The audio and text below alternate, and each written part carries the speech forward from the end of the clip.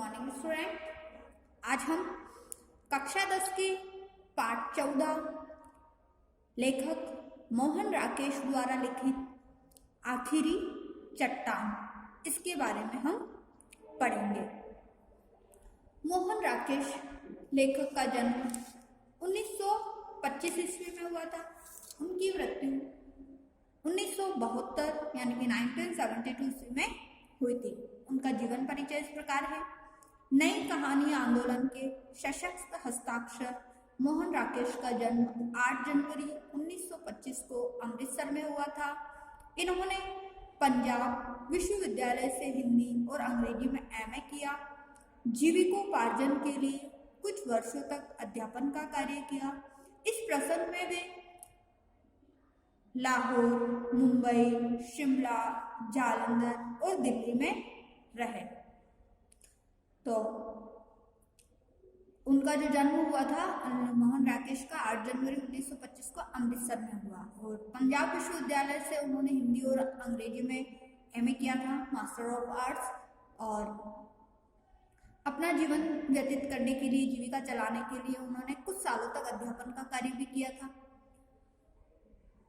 कुछ वर्षों तक कहानी की प्रसिद्ध पत्रिका सारिका का संपादन भी किया। आषाढ़ का एक दिन एवं आधे अधूरे नाटक के लिए संगीत नाटक अकादमी ने इन्हें 1968 में पुरस्कृत एवं सम्मानित किया।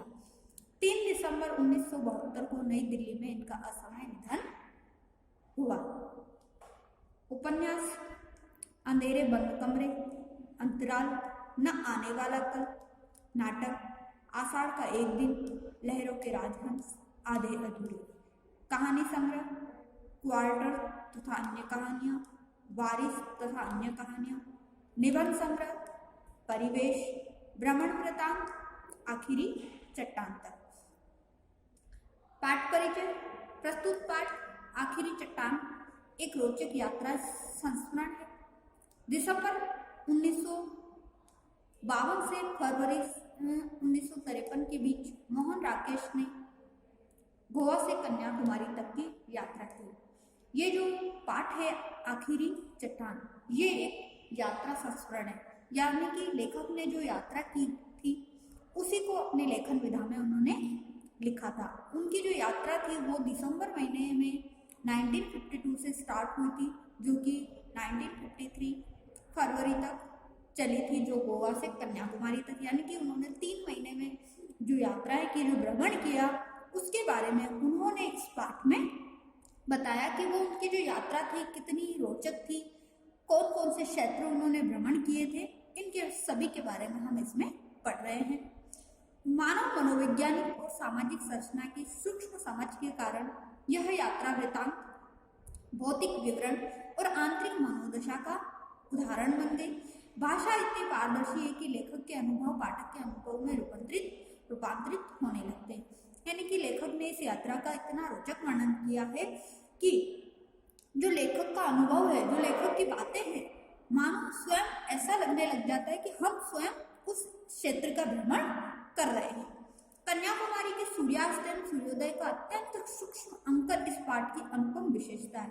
और कन्याकुमारी में जिस प्रकार से सूर्य का उदय होना, सूर्य का अस्त होना, वो जो चित्रण है इतना बारीकी से लेखक ने इसके अंदर बताया है कि वो एक मानो इस पाठ की विशेषता बन गई। मानो लेखक ने कलम से प्रकृति का चित्रांकन किया है और मानो स्वयं साक्षात रूप से जो प्रकृति इतनी सुंदर है उसी के बारे में लेखक ने स्वयं ही इसका उसमें चित्रण कर लिया है। आखिरी चट्टान। कन्याकुमारी सुनहरे सूर्योदय और सूर्यास्त की भूमि। हमारा जो भारत का अंतिम छोर है, भारत की भूमि का भी जो अंतिम हिस्सा है वो कन्याकुमारी ही है। उसी के सुनहरे सूर्योदय और सुनहरे सूर्योदय और सूर्यास्त की भूमि कहा है। केप होटल के आगे बने बाट टैंक के बाईं तरफ समुद्र के अंदर से उभरी शाह चट्टानों में से एक पर खड़ा होकर मैं देर तक भारत के स्थल भाग की आखिरी चट्टान को देखता रहा। पृष्ठभूमि में कन्याकुमारी के मंदिर की लाल और सफेद लकीरें चमक रही थी। अरब सागर, हिंद महासागर और बंगाल की खाड़ी, इन तीनों के संगम स्थल से वह चट्टान जिन पर कभी स्वामी विवेकानंद ने समाधि लगाई थी। हर तरफ से पानी की मार सहती हुई स्वयं में समाधि स्थित सी लग रही थी। हिंद महासागर की ऊंची ऊंची लहरें मेरे आसपास की शाह चट्टानों से टकरा रही थी। बलखाती लहरें रास्ते की नुकीली चट्टानों से कटती हुई आती थी, जिससे उनके ऊपर चूरा बूंदों की झालियां बन जाती थी। मैं देख रहा था और अपनी पूरी चेतना से महसूस कर रहा था शक्ति का विस्तार, विस्तार की शक्ति। तीनों तरफ से क्षितिज तक पानी ही पानी था।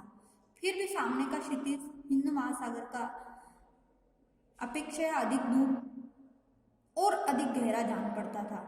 लगता था कि उस और दूसरा छोर है ही नहीं। तीनों ओर के क्षितिज को आंखों में समेटता मैं कुछ देर बुला ही रहा था कि मैं हूँ एक जीवित व्यक्ति, दूर से आया यात्री, एक दर्शक। उस दर्शक दृश्य के बीच में जैसे दृश्य का एक हिस्सा बनकर खड़ा रहा। बड़ी बड़ी चट्टानों के बीच एक छोटी सी चट्टान जब अपना होश हुआ तो देखा मेरी चट्टान भी तब तक बढ़ते पानी में काफी गिर गई। मेरा पूरा शरीर सिहर गया। मैंने एक नजर फिर सामने के उभरते विस्तार पर डाली और पास की एक सुरक्षित चट्टान पर कूदकर दूसरी चट्टान पर से होता हुआ किनारे पर आ गया। तो जब लेखक कैप होटल में रुका हुआ था और वहां से जब वो समुद्र के अंदर उभरी हुई चट्टानों पर खड़ा होकर देख रहा था कि किस प्रकार से कन्याकुमारी के जो मंदिर है उसके जो लाल और सफेद लकीरें हैं वो चमक रही है। हिंद महासागर और बंगाल की खाड़ी, इन तीनों का जो संगम स्थल है, अरब सागर, हिंद महासागर और बंगाल की खाड़ी, तो उस समुद्र के अंदर क्या है, कहीं कहीं पर जो चट्टानें होती थी, उन चट्टानों समुद्र में जब लहरें नहीं थी, पानी कम था, तब तक तो लेखक चट्टानों में इस प्रकार से खो गया था कि इस प्रकार से वो देखता रहा था। और अचानक से क्या होता है कि हिंद महासागर और स्वयं मानो की एक समाधि लगाकर बैठ गया और उस तरीके से वो उसमें खो गया था पानी की और उसके वातावरण को देखने में। परंतु जब हिंद महासागर की जो ऊंची ऊंची लहरें आपस में जब चट्टानों से टकरा रही थी और आगे बढ़ती जा रही थी और पानी का विस्तार इतना बढ़ता ही जा रहा था कि जो क्षितिज था, क्षितिज अर्थात मतलब ऐसा होता है कि जब आकाश और धरती के दोनों के मिलन स्थान को या संगम को हम क्षितिज कह सकते हैं। कि कई बार ऐसा होता है कि समुद्र जो होता है, समुद्र का दूर तक कोई किनारा नहीं दिखाई देता है, तो मानो ऐसा लगता है जैसे आकाश के जो नीले नीले बादल है वो पूरे जमीन को छूने के लिए तैयार है, ऐसा प्रतीत होता है। कई बार हम भी घूमने जाते हैं, देखते हैं समुद्र में बहुत अधिक पानी का विस्तार होता है, दूर दूर तक देखते हैं हमें कोई जमीन नहीं दिखाई देती और जो नीला नीला आकाश है वो भी ऐसे लगता है जैसे पानी के बहुत ही करीब हो। तो दोनों का जो मिलन स्थल है वो क्षितिज कहलाता है। तो अचानक से जब पानी बढ़ता जाता है और लेखक पता ही नहीं है तो उस दृश्य में इस प्रकार से खो जाता है, तब उसे अचानक से याद आता है कि मैं एक जीवित व्यक्ति हूँ, एक यात्री हूँ, एक दर्शक हूँ और इस दृश्य के बीच में एक हिस्सा बनकर रह गया हूँ। फिर जब जैसे ही पानी अपनी चट्टान की तरफ नजर डालता है तो उसको भी काफी पानी घेर चुकी होती है, तो तुरंत वो वहां से कूदकर दूसरी चट्टान के किनारे पर पहुंच गया। पश्चिमी क्षितिज में सूर्य धीरे धीरे नीचे जा रहा था। मैं सूर्यास्त की दिशा में चलने लगा। दूर पश्चिमी तट रेखा के एक मोड़ के पीली रेत का एक ऊंचा टीला नजर आ रहा था। सोचा उस टीले पर जाकर सूर्यास्त देखूंगा। और जब पश्चिम की तरफ सूर्य अस्त होता है तो उस दिशा में जब लेखक चलने लगता है तो देखता है कि पीली रेत तो सफेद होती है, परंतु सूर्य की जो लालिमा होती है वो उस पर पड़ती है तो रेत के जो कण है वो पीले दिखाई देते हैं। उस ऊंचे टीले की तरफ नजर डालता है और लेखक सोचता है मैं भी उस टीले पर जाकर सूर्यास्त को देखूं। यात्रियों की कितनी ही टोलियां उस दिशा में जा रही थी। मेरे आगे कुछ मिशनरी युवतियां मोक्ष की समस्या पर विचार करती चल रही थी। मैं उनके पीछे पीछे चलने लगा। चुपके से मोक्ष का कुछ हिस्सा पा लेने के लिए यूं ही उनकी बातों से कहीं रहस्यमय आकर्षण उनके युवा शरीरों में था और पीली रेत की पृष्ठभूमि में उनके लबादों के हिलते हुए शाह सफेद रंग बहुत आकर्षक लग रहे थे। मोक्ष का रहस्य अभी बीच में ही था कि हम लोग टीले पर पहुंच गए। यह वह सैंड हिल थी जिसकी चर्चा मैं वहां पहुंचने के बाद से ही सुन रहा था। सैंड हिल पर बहुत से लोग थे, 8-10 नौ युवतियां 6-7 नवयुवक, 2-3 गांधी टोपियों वाले व्यक्ति, वे शायद सूर्यास्त देख रहे थे। गवर्नमेंट गेस्ट हाउस के बेरे उन्हें सूर्यास्त के समय की कॉफी पिला रहे थे। उन लोगों के वहां होने से सैंड हिल बहुत रंगीन हो उठी थी। कन्याकुमारी का सूर्यास्त देखने के लिए उन्हें विशेष रुचि के साथ नेक्स्ट देखिए सुंदर रंगों का रेशम पहना था। हवा समुद्र की तरफ उस रेशम में भी लहरें पैदा कर रही थी। मिशनरी युवतियां वहां आकर थकी सी एक तरफ बैठ गई।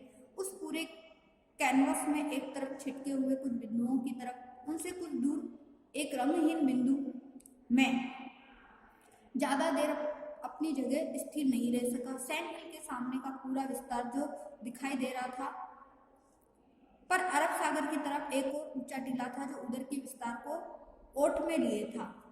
सूर्यास्त के पूरे विस्तार की पृष्ठभूमि में देखा जा सके, इसके लिए मैं कुछ देर सैंड हिल पर रुका रहकर आगे उस टीले की तरफ चल दिया, पर रेत पर अपने अकेले कदमों को घसीटता वहां पहुंचा तो देखा कि उससे आगे उससे भी ऊंचा एक और टीला है। जल्दी जल्दी चलते हुए मैंने एक के बाद एक कई टीले पार किए। टांगें थक रही थी, पर मन थकने को तैयार नहीं था।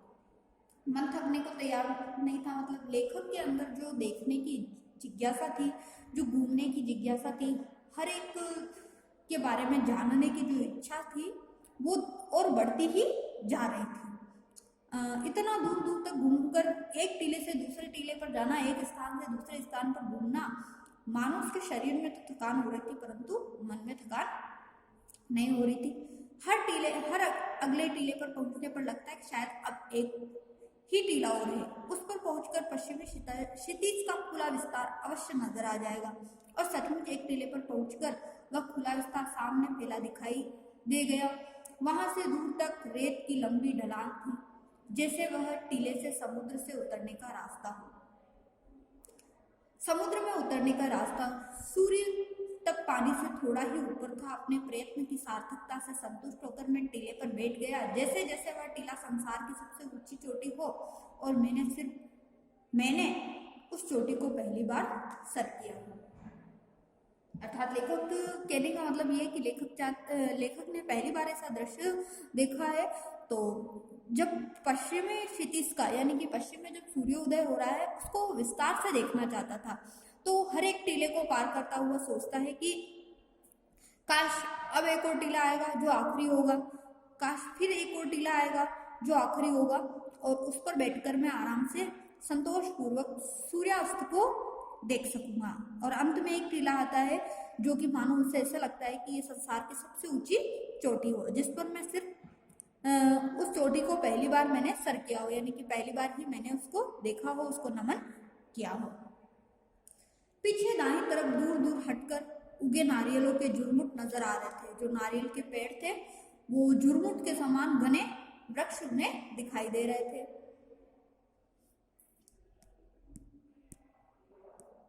गूंजती हुई तेज हवा से उनकी टहनियां ऊपर को उठ रही थी। आकाश की तरफ उठकर हिलती हुई वे टहनियां ऐसे लग रही थी जैसे उन्मुक्ति रति के क्षणों में किन्हीं नग्न नव युवतियों की बाहें।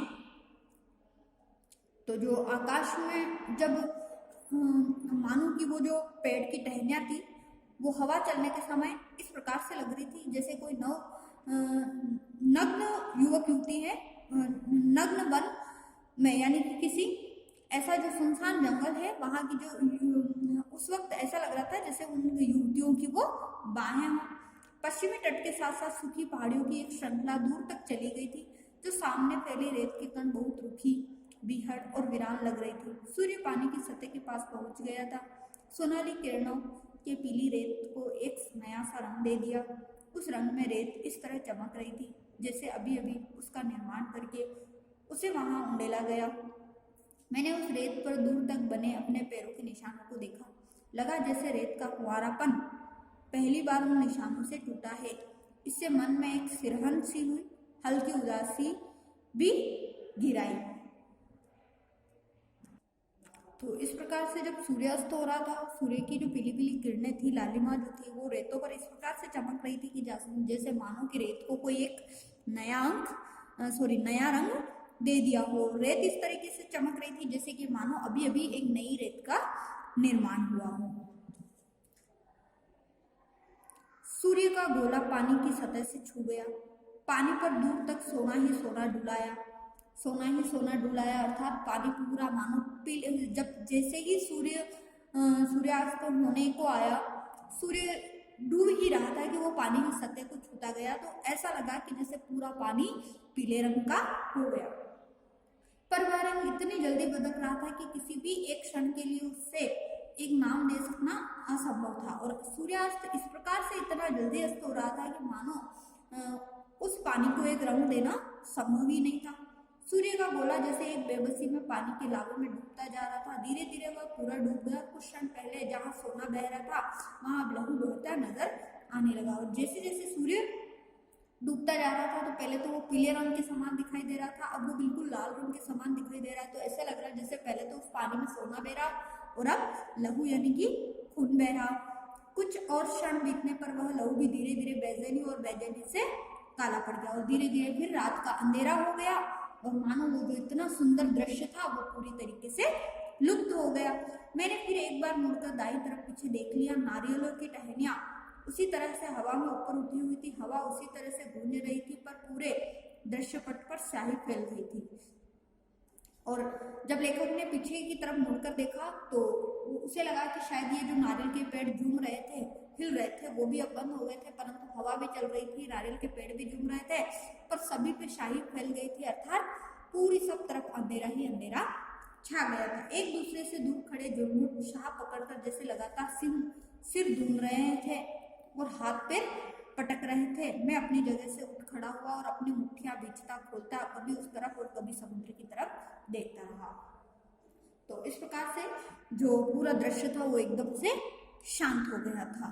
तो लेखक आज हम मोहन राकेश द्वारा लिखित जो यात्रा वृत्तांत है इसको हम यहीं तक पढ़ेंगे। इस पाठ का पार्ट 1 नेक्स्ट क्लास में हम पार्ट 2 के बारे में पढ़ेंगे। तो आपको जो चैप्टर पढ़ाया गया है मोहन राकेश द्वारा लिखित आखिरी चट्टान, इसको जो पढ़ाया गया है उसको आप बहुत ही ध्यान से पढ़ लीजिए। और आज का जो आपका होमवर्क है वो मोहन